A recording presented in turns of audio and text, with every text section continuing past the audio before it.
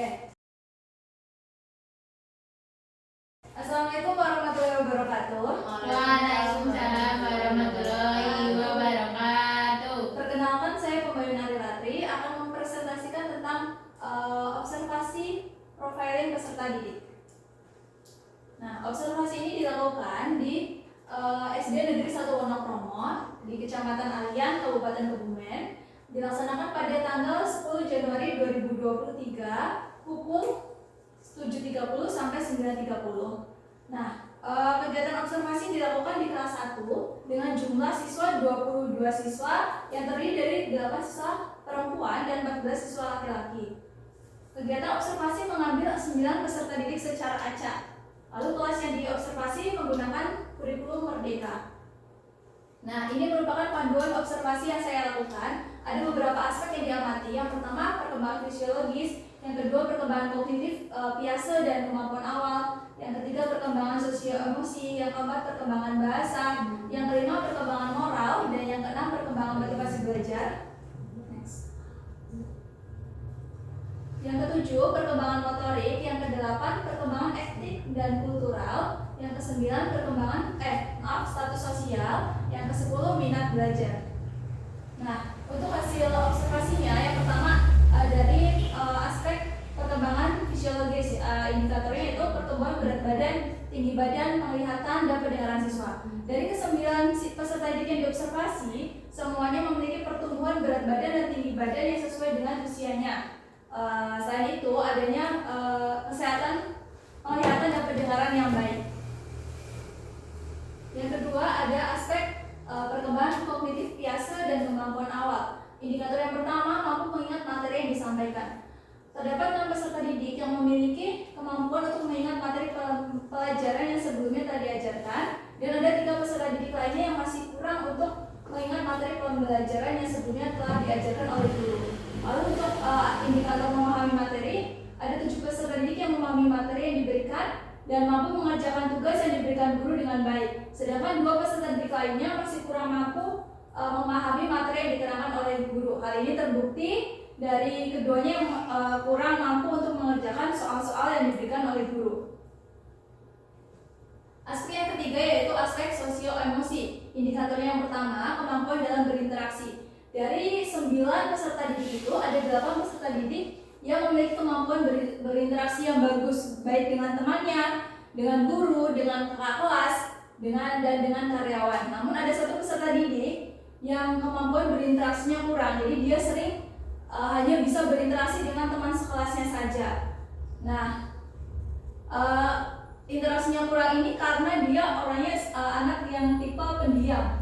Kemudian ada peserta didik yang suka meledek temannya, dan ada lagi peserta didik yang memiliki emosi yang tidak terkendali dan suka memukul-mukul temannya. Nah, 1 peserta didik yang memiliki emosi yang tidak terkendali ini, awal di kelas 1 dia mempunyai emosi yang sangat bagus, jadi tidak suka memukul temannya, tidak suka berbuat nakal kepada temannya. Kemudian di pertengahan semester emosinya berubah, jadi sekarang suka memukul temannya. Lalu indikator yang kedua adalah menunjukkan rasa percaya diri. Dari 8 peserta didik memiliki rasa percaya diri yang tinggi, sedangkan satu peserta didik kurang memiliki rasa percaya diri. Nah, 1 peserta didik ini adalah anak yang dia pemalu, yang hanya berinteraksi dengan teman-teman sekelasnya, dan itu pun hanya beberapa orang saja. Lalu indikator selanjutnya adalah mampu bekerja sama dengan teman dan memiliki empati saat ada teman yang mengalami kesulitan. Jadi dari 9 peserta didik, kesemuanya memiliki kemampuan untuk bekerja sama dengan temannya. Ada peserta didik yang memiliki empati saat ada temannya mengalami kesulitan. Contohnya saat ada temannya tidak membawa penggaris, dia akan meminjamkan penggaris miliknya. Dan namun ada 1 peserta didik yang kurang memiliki rasa empati terhadap temannya. Ini peserta didik perempuan, tapi dia tidak, kalau ada temannya yang kurang tidak membawa alat tulis, dia tidak mau meminjamkan miliknya. Selanjutnya yang keempat ada perkembangan bahasa. Indikator yang pertama adalah membaca. Jadi dari semua ke-9 peserta didik yang saya observasi, semuanya memiliki kemampuan membaca yang baik. Lalu indikator selanjutnya menulis. Dari 9 peserta didik juga memiliki kemampuan menulis yang sudah baik, namun ada 1 yang masih kurang, yang terkait Kadang menulisnya masih di tulisannya itu masih kekurangan huruf. Lalu mengkomunikasikan. Ada 8 peserta didik yang memiliki kemampuan komunikasi yang baik, dapat mengungkapkan pendapatnya. Namun ada 1 peserta didik yang memiliki kemampuan komunikasi kurang, yaitu tadi peserta didik yang dia mempunyai kepribadian yang pendiam. Yang selanjutnya ada perkembangan moral. Indikatornya adalah nilai religius. Jadi peserta didik ini semuanya memiliki sikap religius yang baik, yaitu ditunjukkan dengan berdoa sebelum memulai pembelajaran dan mengikuti kegiatan di hari Jumat, yaitu tahlil. Indikator yang kedua adalah sikap sopan santun, tanggung jawab, dan setia kawan. Ada 7 peserta didik yang memiliki sopan santun yang baik dan 2 peserta didik yang kurang memiliki sopan santun. Nah, 2 peserta didik ini saat berbicara dengan guru atau dengan karyawan atau dengan orang yang lebih tua cenderung menggunakan bahasa Jawa ngapak, yaitu bahasa yang sering dia gunakan untuk berkomunikasi dengan temannya. Lalu yang keenam, yang keenam ada perkembangan motivasi belajar. Indikatornya ada gaya belajar. Dari 6 peserta didik yang mempunyai gaya belajar visual dan auditory, terus 2 peserta didik mempunyai gaya belajar visual, auditory, dan kinestetik, dan 1 peserta didik memiliki gaya belajar kinestetik dan visual. Indikator yang kedua adalah kehadiran minat dan antusiasme. Dari 9 peserta didik, kesemuanya memiliki kehadiran yang tepat waktu, minat belajar, dan antusiasme yang belajar yang tinggi. Terbukti saat sebelum memulai pembelajaran, semua alat-alat yang digunakan untuk belajar seperti buku, pensil sudah mereka siapkan. Aspek yang ketujuh adalah perkembangan motorik. Indikatornya adalah kemampuan motorik. Dari 9 peserta didik, kesemuanya memiliki kemampuan motorik yang baik. Dari kemampuan membaca, menulis, terus dia bisa bermain bola dengan temannya, bisa menggambar, menggunting. Namun ada 1 peserta didik yang kemampuan motoriknya bisa dibilang di bawah temannya, yaitu dia dalam permainan menangkap bola dia masih kurang bisa untuk menangkap bola yang diberikan oleh temannya. Terus kalau dilihat dari postur tubuhnya juga, dia memiliki kondisi tubuh yang ringkih atau mudah sakit. Yang kedelapan, perkembangan etnik dan kultural. Indikatornya suku bangsa. Semua siswa kelas 1 memiliki berasal dari suku bangsa Jawa, yaitu saat berkomunikasi mereka menggunakan bahasa Jawa ngapak. Yang selanjutnya indikatornya adalah kepercayaan. Kepercayaan yang dianut oleh siswa kelas 1 beragama Islam dan mereka aktif dalam kegiatan keagamaan yang diadakan oleh sekolah maupun keagamaan di luar sekolah. Status sosial. Nah, status sosialnya ini indikatornya adalah pekerjaan orang tua dan tingkat pendidikan orang tua. Nah, pekerjaan orang tua dari peserta didik kelas 1 dari ada 5 orang tua peserta didik yang bekerja di bidang swasta, 2 orang tua peserta didik yang bekerja sebagai wira swasta, dan 1 orang tua peserta didik yang bekerja sebagai satpam. Kemudian 1 orang tua peserta didik bekerja sebagai buruh. Nah, untuk ibu dari peserta didik ini kesemuanya bekerja sebagai ibu rumah tangga. Kemudian untuk tingkat pendidikan, orang tua peserta didik ada 4 orang tua peserta didik yang lulusan SD, 3 orang tua peserta didik yang lulusan SLTP, dan 2 orang peserta didik lulusan SLTA.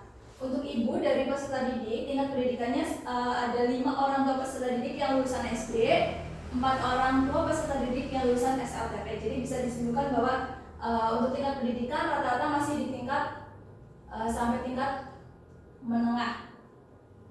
Belum ada yang tingkat perguruan tinggi. Selanjutnya aspek yang ke-10 yaitu minat belajar. Indikatornya adalah ketertarikan peserta didik dalam proses pembelajaran. Dari 9 peserta didik yang saya observasi, mereka mempunyai ketertarikan dalam proses pembelajaran. Hal ini terlihat dari peserta didik yang selalu memperhatikan penjelasan yang diberikan oleh guru, terus dapat mengikuti kegiatan pembelajaran dari awal hingga akhir. Indikator yang kedua adalah keterlibatan peserta didik dalam proses pembelajaran. Jadi dari 9 peserta didik, ada 8 peserta didik yang terlibat aktif dalam kegiatan pembelajaran, yaitu dengan mampu menjawab pertanyaan-pertanyaan yang diberikan oleh guru dan berani bertanya jika ada materi yang kurang dipahami. Jadi kelas 1 itu walaupun kelas 1 ada materi yang kurang dipahami, dia mampu bertanya, berani untuk Pak ini maksudnya bagaimana ya? Gitu.